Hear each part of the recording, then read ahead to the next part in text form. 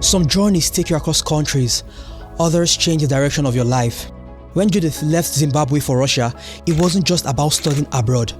It was a journey of study, adaptation, and growth. She came to study law, graduated with a red diploma. In Russia, this is the highest honor, and today she holds a Russian passport. So how does that happen, and what does that passport really change? This is Judith's story. Guys, for this interview to happen, I have to catch a train right now to go meet Judith to Moscow because, guys, we are literally so busy. And this is the only time we have to film this video. Let's head to the train station. Oh my god, clock it. Alright, Judith, how are you? I'm fine. I'm doing amazing. How are you doing? How am I doing? Yes. Yeah, I'm good. So, Judith, tell us about yourself. Where are you from originally and how long have you been in Russia? So, my name is Judith and I am from Zimbabwe and I came to Russia in 2017. So, in February 15th, it's going to be 9 years of me being in Russia. 9 years, almost a decade, but yeah. Oh, wow, that's a long time. How does it feel to be here for almost 10 years? Should I lie? Actually, it's been amazing.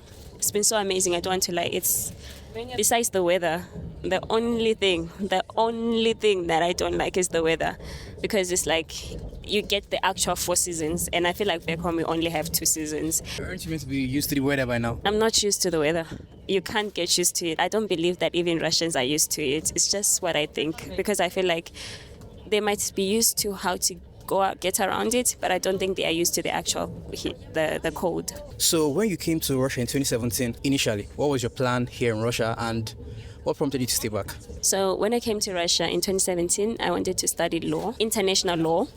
And my plan was to come here, get my degree, and then maybe go to Europe, different countries, and try to work there. I was actually open to working in Russia as well. So it has always been my part of my plans to actually remain in Russia. I didn't have an issue with it. But when I graduated in 2021 with an honors degree, a red diploma. And when I graduated, I thought of leaving the country, so I started preparing towards that, but it just didn't go very well. So I remained here, and here I am. I'm actually happy about that as well. Why did you study law? Why didn't you study like medicine? Because a lot of students here are medical doctors or engineering. Why did you study law? Or why law over the other courses? Fun fact, initially I meant to study medicine. Wow. Yeah, I wanted to be a doctor, and just before I could go for university, I changed my mind. And I was like, I actually want to be a lawyer. And me and my friend, we just decided we want to be lawyers. We thought it was nice. You like arguing? No. I actually think I don't like talking. I don't think I like talking, and negotiations really wear me out. But I think the process of it is actually nicer than, well, I appreciate doctors. I think doctors do an amazing and great job, but I think it's very scary. Being a doctor is scary for me, so I'd rather fight in court. It's easier that way. So can you tell us about your graduation? You just mentioned that you graduated with a red diploma. Guys, that's the best, that's the highest honors basically. Tell us about it. How did you get to achieve this feat? Because it's not easy, guys. It's not easy. How did you do it? First of all, God. Wow. God. Because, let me first start with this. We are in 2026 currently, and in 2021 when I graduated, it wasn't easy. It wasn't easy for most international students. I think with time, things keep getting easier and easier. People are finding more ways to learn the language and different things like that. So I think when I graduated, it was even harder to even get the normal standard degree, the blue degree. And to be able to get the red diploma, I can't say I put in more work. I just think that it was God. I don't have an explanation for it. And I studied in English, so that was like another advantage. I was about to ask you if you studied in Russian, because you just mentioned the language. Judith, or Advocate Judith. What was the hardest part of adjusting to Russia? I think the hardest part for me was the food. Are you serious? Yes. I think we had the weather, there's the language, but the food was the hardest part, because I think I had to learn to appreciate the Russian cuisine, and I'm still learning after 9 years. I still miss African food. Is there any funny or shocking moments you had while you were a student at the university? I was actually shocked by the cultural integration, if I can put it that way.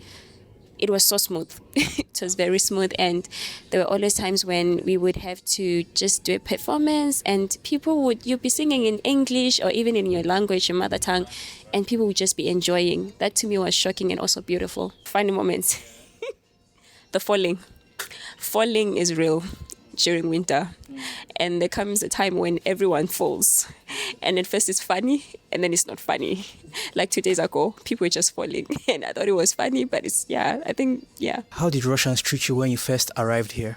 Did you experience any racism, or just maybe any bad experience or any good experience? Share with us. Funny enough, I never experienced any racism until last year, December. At all. In the entire 8 years, nothing ever happened. The first day I got to Russia, I had to find a train and all of that, and a Russian grandfather, like a dedushka, literally made my bed for me on the train, because I didn't even know what I was supposed to do. I didn't know how to do anything. He woke me up when it was my time to get off the train. That was how I was welcomed into Russia. But last year, I went to a shop, grocery store, and I was just trying to pick some groceries, and this man looked at me, and I could already see that, okay, he's looking at me in a weird way. And he came and he was just literally and then he started cursing at me, shouting at me inside the grocery store, and he started calling me names. And I was like, after 8 years, at least I had the language to fight. Oh my God, that's crazy. In your 8 or 9 years of being here, has there been any moment where you doubted, I don't think I should be here, I think I should leave or something? 2022, immediately after graduation. I graduated 2021 July, and then 2022 I was wondering, am I supposed to be here? I constantly asked myself, am I supposed to be here? But the doubt wasn't from, is it a good or bad place? It was just really am I just supposed to be here? So we're about to get into the part where I'm going to ask you how you got your Russian citizenship, because that's actually crazy. How did you get the Russian citizenship? No, I'm going to ask you for sure. But before I do that, there's something I got you. I want to ask, did you ever try that drink I showed you on my status? You never tried it? Yeah, I got it. Let me go and bring it. So before we continue, you're going to do a taste test for us and rate that watermelon drink 1 to 10. It doesn't have sugar. I love it. Are you serious? I love it. Wait a minute. I don't know if it's me, but everything that has watermelon is so nice. Yeah, I agree with you. I also got another thing. Yeah. You remember the last time at crossover, you took my pack of biscuits and it was empty. So yeah. This is Iwan's favorite biscuits. He introduced me to this 2 years ago.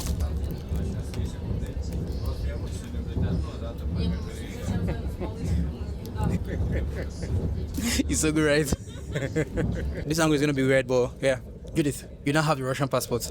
How did that process feel, and how were you able to get a Russian passport as a foreigner? Because that is crazy. Come on, you have to give us the tea right now. Okay, so cheat code, do well in school. Are you serious? Yes, get your red diploma. By the way, diploma is not a diploma, it's a degree. So when I'm saying diploma, I mean a degree.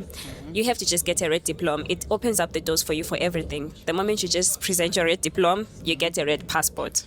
So that's just it. Red diploma, yeah. If I graduated with my red diploma now, I would have had a Russian passport. Yeah. Yes, actually. So what happens is a person with a standard diploma, they have to apply for a vidnachitelstva, which is a permanent residence.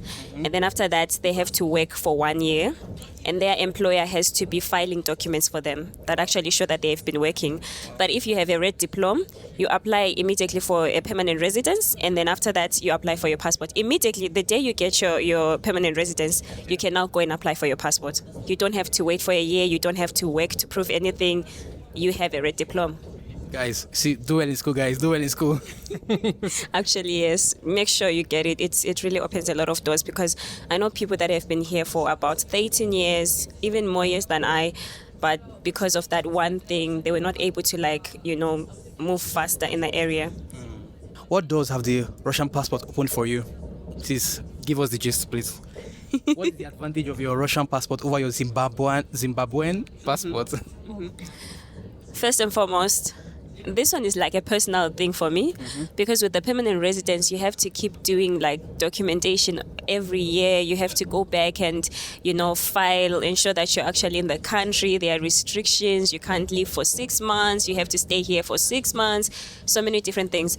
But with the passport, it's like you're a citizen. It's like You are a citizen. of course. You're a citizen, and it's like you don't worry about anything. Just like as you're a citizen of your country. That's how it is. I think for me, that's like a major advantage. So now you can travel visa free to all Russian, like all the countries that Russia is allowed in. So actually, let me show you something. I don't know if you can see this. You can see it. This is like the passport. So it's more of like an ID. If I want to travel, this is not the document I use for traveling. Ah, why? There is like an international one. Ah. Yeah. Oh, so, God. Guys, I'm shocked. So wait, do you have the international one or you have to go and do that one? I just have to go and collect it. I just tell them I want it. It takes 3 days and then I'll go and collect it. So this particular one is just an ID. Can you give me? Let me show them. Yeah. So it's just an ID, just like ID card. So to travel out of Russia, you have to go and get the new one. Wow. It's not necessarily new. I mean like your other one. Yeah. So for this one, you just have to be. It doesn't have like international on it. If you're looking, it's just passport. Let's see. Yeah. There's no international there. But then the other one, it actually has like a picture thing. Like I don't know if you've ever seen other passports. Like they'll have this camera icon there. Oh. I don't know what that is. I call it camera icon, and it shows that it's an international passport. Oh wow, that's very. This is my first time. I was thinking that this was like the actual like passport. You don't need any other documents. No, but when you get, it's very easy to be honest. I don't know why I've not gone to collect it. Even collecting this one, it took me 2 days. Wow. Yeah, I went to apply. The application process, let's talk about the application process. Yeah. So all I had to do was to go to the immigration offices, tell them I want to apply for citizenship, and then they gave me a list of things that I had to do. And it's actually less things than when you're applying for permanent residence. They just needed my permanent residence, my birth certificate, and passport photos, and to fill in a form. That was it. And then after 2 days, they called me. They said it's ready. So what happens is when you apply, you have to first wait for the acceptance letter because they have to accept you first. And then you have to go and be sworn into, the country. You now become a citizen. You have a video of this? I don't, unfortunately. But we did it. It was written down. It was written down for us, and then I had to sign and also tell them that I understand what it was. And then after that, now I had to go back and collect my passport. I have a very interesting question. Yeah. I am a man, and I heard that if I am a guy and I go and get the passport, I have to serve in the Russian military. Is that true? Yes, it's true. It's very true. So yeah, if you're a male foreigner and you decide to take the Russian citizenship, you're legally subject to military service just like any other Russian man. And this applies between the ages of 18 to 30. This is something you should really think about before making that decision. So for guys, citizenship comes with responsibilities. Speaking of the military, guys, there's a vlog on my channel where I spent 24 hours with the Russian military in Kursk, Russia. You can go check it out after this video is done. And I think you're going to enjoy it. And yeah, back to the interview. Do you feel accepted or safer in Russia now? I think there's always like that amazement when you give your passport. People like, is it real? I'd say it's half. I can't completely say yes, because there are places where, for example, banks, they have to really verify that your passport is real, and it's really for the sake of security. And it can make you feel a bit uncomfortable because, why are they going through so many stages to verify that my passport is real? So I think those are the places where I would feel like, okay, the acceptance is not as much, but I also understand because I'm clearly not Russian. Yeah, but yeah, there are good parts to it. So looking back from all your time being in Russia, is there anything you would have done differently, or so far you think you've made a lot of good choices? I think God has been good. I think I would have probably tried to explore my career in law more in Russia. I think I kind of like closed that door way earlier. Though I still work in law, I'm just doing my own thing on my own. But I think I would have probably just not stayed in a smaller city and moved to a bigger city and tried to explore that. Yeah. So knowing what you know now, if I was a student wanting to come to Russia, would you recommend me to go to a small city in 2026? Or I should go to like Moscow, St. Petersburg, or Nizhny Novgorod, for example? Go to a big city. got to a big city, I realized that the small city gives you comfort. It's really, you easily blend in, you take your time with it. But the bigger city, it actually helps you to grow. It helps you to integrate. It helps you to actually do something and build something. You can't just, for example, this is just an example. In Kusk, you get to have the privilege of, trying to sit and think and, let me try this, or maybe there might not be opportunities. But in Moscow pushes you. You have to go out there and do something. And I think that helps us at the end because now you become more established. Yeah. So what advice would you give to someone? Let's say you had a younger brother, younger sister. What advice would you give to them before they come to Russia? Like, take this advice very seriously. Don't do this, do this. You know what I'm saying? They should take their studies very seriously. Get the red diploma. I will say this over and over again. It opens so many doors. There are things where, when I went to apply for the citizenship, for example, they were asking me, you are applying under what? What gives you the right to apply for the citizenship? And I was trying to explain, and then someone said, she has a red diploma. And I was like, okay. And then I went to a certain immigration office, and I was asking them questions about something. And then I was trying to tell them that I actually know the law. And someone said, she has a red diploma. So people listen to you. It's like it opened doors. Were they trying to not give you the citizenship, thinking that you don't know the law? Actually, they thought if I had like a standard degree, then the process is longer. So because I have a red diploma, the process is shorter. I went to apply for my citizenship after having my permanent residence for only 1 year. So initially, so you're actually supposed to stay 5 years before, and then later on they said if you work in your specialty, then you can stay 1 year, but you have to work in your specialty. So it's mandatory to work? It's mandatory for you to work, and there also has to be money that's paid to the pension fund. So what has Russia taught you about life, your career, and people in general? In short, Russia has taught me about life. Besides the what, Russia has taught me about life in the sense that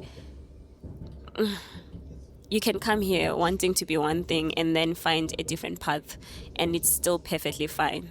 And Russia is one area that actually allows you to explore other areas. And I think that's what it has taught me, that you can try again. You can keep trying and trying and trying, and there's always resources to help you besides the weather. A very important question. Can you speak the Ruski язык? Can you speak the Russian language?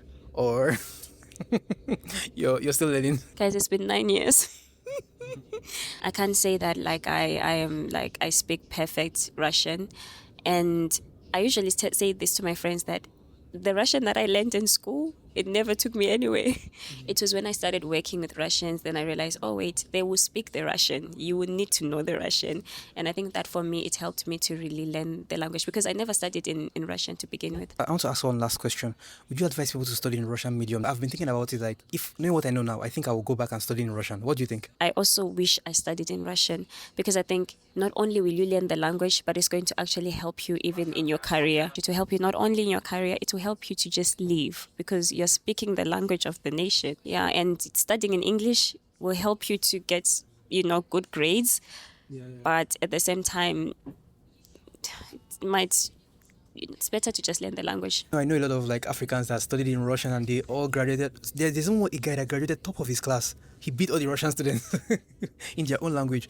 So I think that the language is not as hard as people make it out to be. Because if you're a student, you have no choice than to pass your exams. You just have to choose, really. You have to choose. If you know that your strength is, if you know that languages are not your problem. For example, me, my mother tongue, it has the padeges, the cases, English cases. My language, I think, is one of the most difficulties. It has the click sounds and the padeges on top of that. And Russia, it's almost similar. So you just choose. If you want to actually work towards that, it's attainable. All right. Thank you so much, Advocate Judith, for coming on the channel. What do you want to say to the DTP fam? DTP fam, welcome me again. I'm back. Continue aiming high and watching high content from DTP.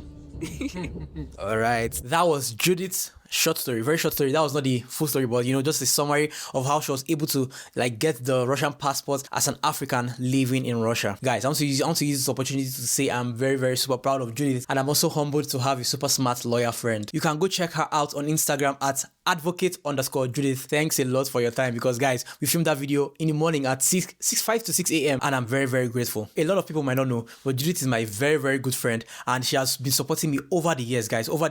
She has been a big supporter of the channel. She'll post my link on her status without me even asking. Judith, no. I'm very, very grateful. There's also another video where I filmed with Judith in the past where she rated my fragrances. You can also check that out after you've watched my 24 hours with the Russian military. Judith is one of my friends that sees me as a celebrity. Look at, guys. For me, I don't feel like I'm famous, because guys, I just have 6,000 subscribers on YouTube. But Judith will be like, oh, you're very famous. Keep going. You know what I'm saying? So yeah, thank you very much. Thank you very much for this interview. Honestly, I'm just very grateful, because guys, I had the idea and I was kind of scared to ask, but I just asked and she was like, yeah, for sure. You know what I'm saying?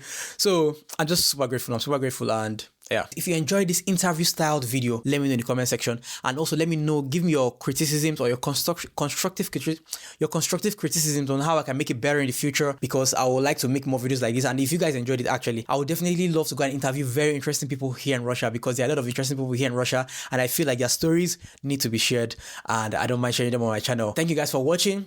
If you enjoyed this video, click on this video, because you're going to enjoy that video, and I'm going to see you guys in the next one. Until then, it's your boy DTP signing out. Stay safe and have a good one. Paka paka.